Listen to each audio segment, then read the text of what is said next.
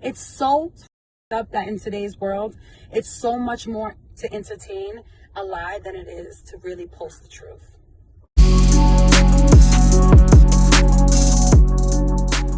What it do, what it ain't. This your girl Star J Craziness, and I'm coming to you, and you with another Word on the Street segment. Make sure you like, comment, subscribe, and share this video. So, baby, Miss Erica Mena did her interview with Carlos King. Okay, it was like a hour and a half, and she was dropping info. Okay, exposing.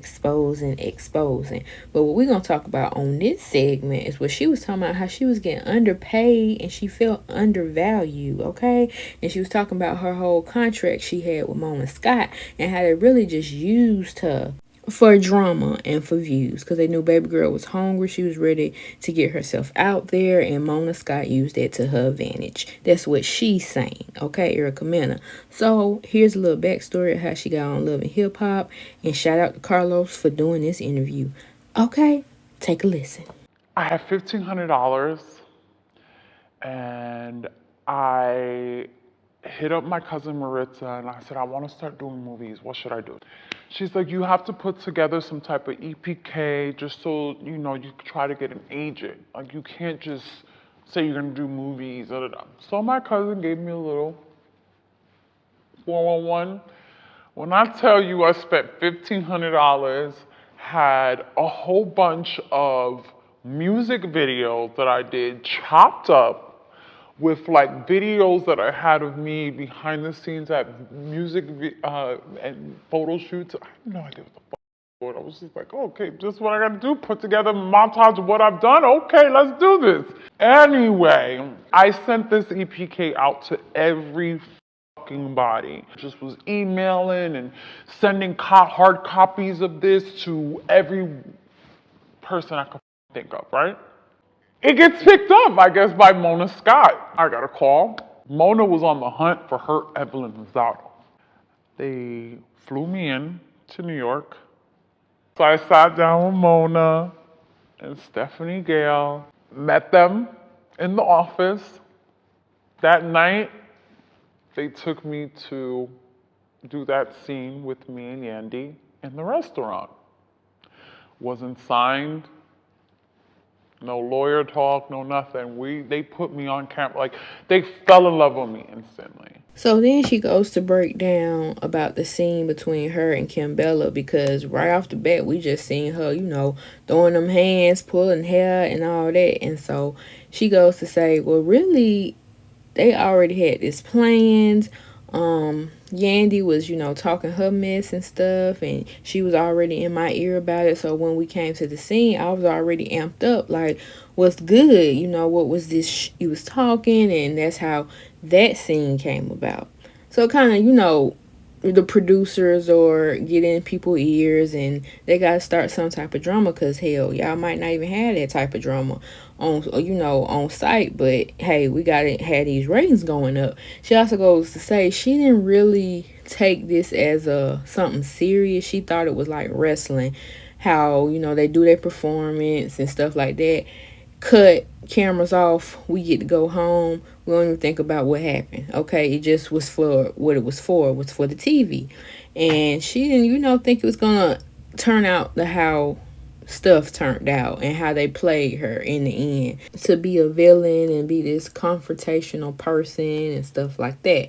Now she goes to say, right after that fight with Kim Bella, Mona Scott gonna offer her a contract right in a minivan. Okay, she said she got offered a contract in a white minivan, and she also reveals she was being paid per diem. I'm assuming after that you got a contract. Sign right here, honey.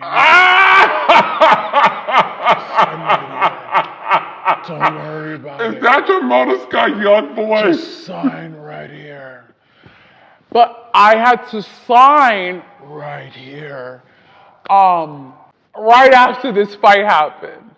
How much was your per episode fee when you signed the Let's contract? just put it like this. I wasn't even getting paid per episode. I was getting per diem and my expenses paid.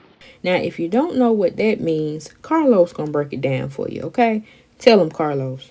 So you did not get paid a per episode fee. You got per diem because you weren't living in New York City, and legally, when you're working out of state, you at least got to get per diem, and that runs around $40 per day. And just so you guys know, per diem when you're in the business, you get around 40 or 50 bucks per day, and that money is to, like, buy snacks, buy food, water, gum. So you were making that? Yeah. And I was locked into that for some time. So they played me like an extra and was using me like a main character.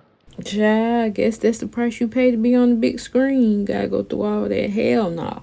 Hell to the no. You only paying for my expenses and for me to get some snacks while I be filming these long ass hours for these scenes with these people I probably don't even like in real life. Oh, hell no. But you gotta do what you gotta do. That's your race and you run it. Now, she also goes to say how she was a guinea pig once again, and they saw her coming because they just knew how hungry she was and devoted she was to this whole thing to get her name out there. And she just went on and signed the papers, not thinking about the logistics, not having a lawyer present, not none of that. But then she kind of threw shots at the production when she said this. I could talk about it now because what, y'all fired me, right? Allegedly. Now here we go with this. They fired me. Allegedly. So what are you trying to say? They didn't fire you? That's what they just put out there in the news so the blogs and stuff can spread it around and think what we want. But I mean, hey, they did say they let you go from All Black. I told y'all that in my last couple of videos when it was referring to that. They let her ass go. They said she ain't coming back for no other season, nothing like that. But for this franchise Love and Hip Hop, they did say she won't be appearing for the next season, so it's kind of like a loophole that she can come back. But y'all tell me y'all thoughts in the comment section below, and I'll see you on the next one.